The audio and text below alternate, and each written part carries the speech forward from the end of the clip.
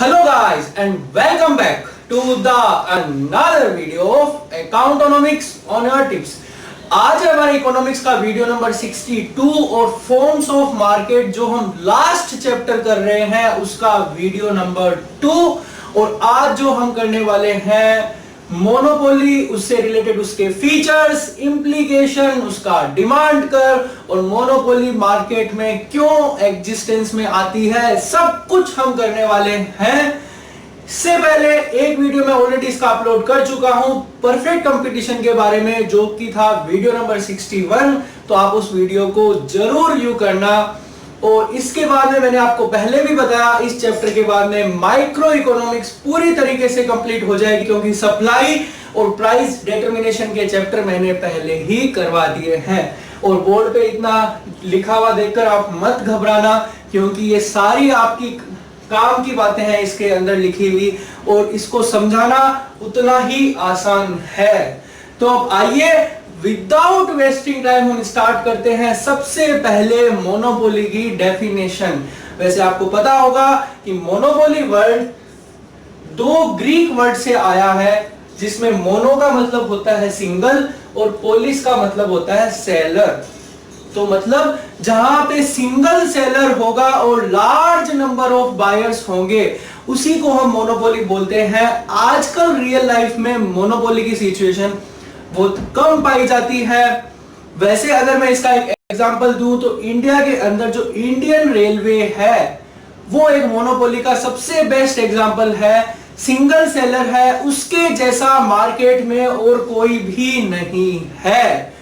तो मोनोपोली का मतलब सिंगल सेलर, उसके आसपास कोई भी क्लोज सब्स्टिट्यूट नहीं होता। हाँ, दिल्ली के अंदर मेट्रो है, लेकिन वो एक पूरी की पूरी पर्टिकुलर सिटी के अंदर चलती है। जयपुर में भी मेट्रो है, लेकिन वो पर्टिकुलर एक सिटी का एग्जांपल आप ले सकते हो। लेकिन इंडियन रेलवे जो है उसके जैसा कोई भी मार्केट में नहीं है। तो आइए स्टार्ट करते हैं इसके फीचर्स। और फीचर्स में मैं सारा का सारा इस एग्जांपल को कनेक्ट करके आपको बताऊंगा। हम इसके इम्प्लीकेशंस भी देखेंगे, सब कुछ देखेंगे। तो पहला फीचर है बड़ा ही आसान, सिंगल सेलर। क्योंकि मार्केट में मोनोपोलिस्ट एक सिंगल सेलर होता है, तो इसका इम्प्लीकेशन, इसका प्रभाव क्या पड़ेगा? Full control over supply. Supply पर उसका पूरा का पूरा कंट्रोल होगा।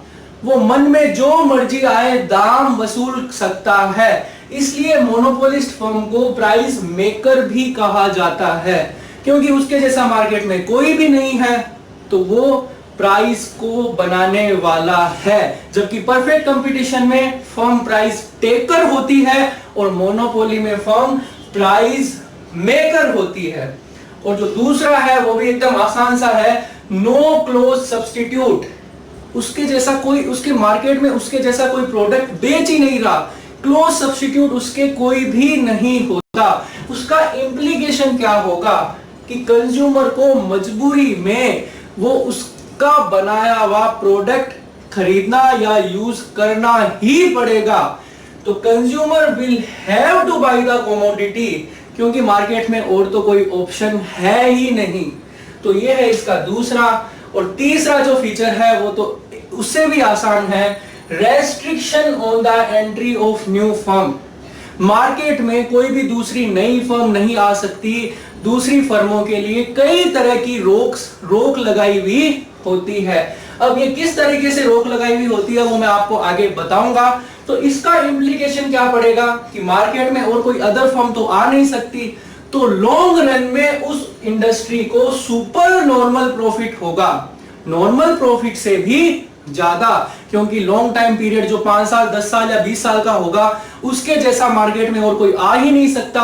तो आ ही नहीं सकता तो उसको नॉर्मल प्रॉफिट से भी, उम्मीद से भी ज्यादा प्रॉफिट होगा। जबकि परफेक्ट कंपटीशन में हमेशा नॉर्मल प्रॉफिट होता है। इम्प्लीकेशन में आपको इसलिए बता रहा हूं क्योंकि आजकल एग्जाम में लेटेस्ट ट्रेंड में इम्प्लीकेशन भी पूछते हैं, उसके क्या इफेक्ट होते हैं वो भी पूछते हैं। अगला पॉइंट है जो इसी में कवर हो गया, full control over price. Monopolist का मार्केट पे पूरा का पूरा कंट्रोल होता है। इसका इम्प्लीकेशन क्या होगा? फर्म प्राइस मेकर होती है। और लास्ट है अगला point very very very very most important है, प्राइस डिस्क्रिमिनेशन। प्राइस डिस्क्रिमिनेशन का मतलब होता है एक ही प्रोडक्ट के अलग अलग दाम अलग अलग टाइप के कस्टमर से वसूलना। जैसे कि मान लीजिए रेलवे है, आपको दिल्ली से राजस्थान सफर करना है, तो आपके सेकंड क्लास के मान लीजिए 80 रुपीज होंगे, उसके बाद में स्लीपर क्लास के 150 रुपीज होंगे, 2 टायर के थोड़े उससे ज्यादा, 3 टायर के थोड़े उससे और ज्यादा, और फर्स्ट क्लास के उससे और ज्यादा। लेकिन जो ट्रेवलर है वो 80 रुपीज में भी राजस्थान पहुंचेगा, 150 में भी वहीं पे पहुंचेगा। मतलब एक ही जगह कस्टमर को पहुंचना है, मतलब एक ही टाइप की कमोडिटी है, फिर भी कस्टमर से अलग अलग दाम वसूले जा रहे हैं। तो मतलब different price for different type of customer, ये प्राइस डिस्क्रिमिनेशन का मतलब होता है। और ज्यादा डिटेल से आप फर्स्ट ईयर के अंदर इसका पढ़ोगे, उसके डायग्राम, तो अभी मैं उसके बारे में डिस्कस नहीं कर रहा। तो इसका इंप्लीकेशन क्या होगा कि a monopolist can increase its profit, एक मोनोपोलिस्ट अपने प्रॉफिट को इंक्रीज कर सकता है, because it can charge different prices for different type of customer, क्योंकि वो अलग अलग दाम अलग अलग टाइप के कस्टमर से वसूल कर सकता है। तो ये है इसके सारे के सारे फीचर्स। पहला फीचर एक बार वापस रिपीट कर देता हूं, बहुत आसान है, single seller, no close substitute, full control over the price, price discrimination and restriction on the entry of new firms. बहुत सिंपल है। अब आइए फटाफट से हम इसका देख लेते हैं, डिमांड कर्व किस तरीके से बनेगा। तो demand curve, elasticity of demand होगी लेस देन 1। तो लेस देन 1 का मतलब मैंने आपको पहले भी बताया था कि अगर मान लीजिए दोस्त ने जोर से चांटा मारा तो डिमांड पर कोई खास फर्क नहीं पड़ा। अब कैसे देखो, पहला है, सपोज मान लीजिए इनिशियल प्राइस थे P0 और इनिशियल क्वांटिटी थी Q0। अब सपोज मान लीजिए मोनोपोलिस्ट ने प्राइस को बढ़ा दिए, बढ़ाकर क्या कर दिए, P1 कर दिए, तो डिमांड पे कोई खास फर्क नहीं पड़ा। अभी मैं इसका एक एग्जांपल दूंगा, रियल लाइफ का एग्जांपल दूंगा। प्राइस तो इतने से बढ़े हैं लेकिन डिमांड थोड़ी सी कम हुई, मतलब proportionate increase in price is more than proportionate decrease in demand। Price में बहुत ज्यादा चेंज हुआ और डिमांड में थोड़ा सा ही चेंज हुआ। जैसे मान लीजिए अभी का एक लेटेस्ट एग्जांपल लेता हूं कि दिल्ली के अंदर मेट्रो के रेल के किराए यहाँ पे बढ़े, तो मेट्रो रेल के किराए बढ़े लेकिन उस दिल्ली मेट्रो का कोई भी क्लोज सब्स्टिट्यूट नहीं है। हम एक दो बार तो ये सोच सकते हैं कि चल यार मेट्रो में सफर नहीं करेंगे, लेकिन लास्ट में आपको मेट्रो में जाना ही पड़ेगा। तो अगर दिल्ली मेट्रो ने प्राइस को बहुत ज्यादा बढ़ा भी दिए तो लॉन्ग टर्म में कोई डिमांड पे कोई खास फर्क नहीं पड़ना, थोड़ा बहुत चेंज हो सकता है लेकिन कोई खास फर्क नहीं पड़ेगा। तो ये है डिमांड कर्व, इसकी लेस देन इलास्टिक होती है क्योंकि मार्केट में उसका कोई भी क्लोज सब्स्टिट्यूट नहीं है।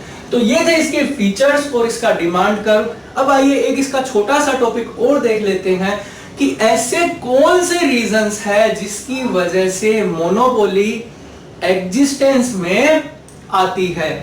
तो पहला रीजन है लाइसेंसिंग, कि गवर्नमेंट ने किसी पर्टिकुलर इंडस्ट्री को लाइसेंस दे दिया, किसी एक ही इंडस्ट्री को लाइसेंस दिया कि आप भाई उस प्रोडक्ट को बनाओ, हम किसी और को लाइसेंस नहीं देंगे।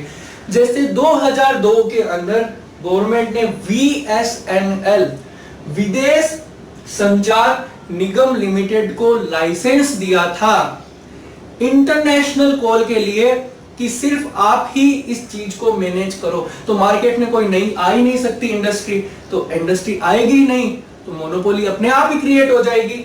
तो पहला है लाइसेंसिंग।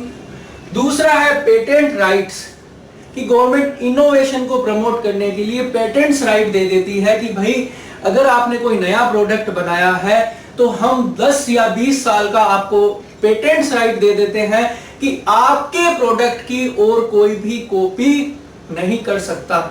जैसे कि जेरोक्स 914 मशीन मार्केट में जब फर्स्ट बार आई थी तो गवर्नमेंट ने 15 या 20 साल का पेटेंट्स दिया था कि अब आपके जैसा प्रोडक्ट और कोई भी नहीं बना सकता, आपके प्रोडक्ट की कोई और कॉपी नहीं कर सकता। आज तो पेटेंट हर जगह चल रहे हैं, दवाइयों के अंदर, मेडिसिन के अंदर, हर फील्ड में चल रहे हैं। तो पेटेंट राइट्स की वजह से कोई दूसरी फर्म मार्केट में नहीं आ सकती, इसलिए मोनोपोली एग्जिस्टेंस में आ जाती है। तीसरा है कार्टेल। कार्टेल का मतलब जो बड़ी बड़ी इंडस्ट्री है, 7-8 इंडस्ट्रियां मिलकर एक अपना ग्रुप बना लेती है ताकि वो अपने आउटपुट को रेस्ट्रिक्ट कर सके और प्राइस को एक रेस्ट्रिक्ट कर सके, मतलब मिलकर वो दाम तय करती है। तो ओपेक नाम का एक समूह 1960 में बना था जिसमें 8 देश ऐसे थे जो पेट्रोल की सप्लाई करते थे। तो मिल बांटकर वो 8 देश प्राइस के दाम तय करेंगे, तो मोनोपोली अपने आप क्रिएट हो जाएगी।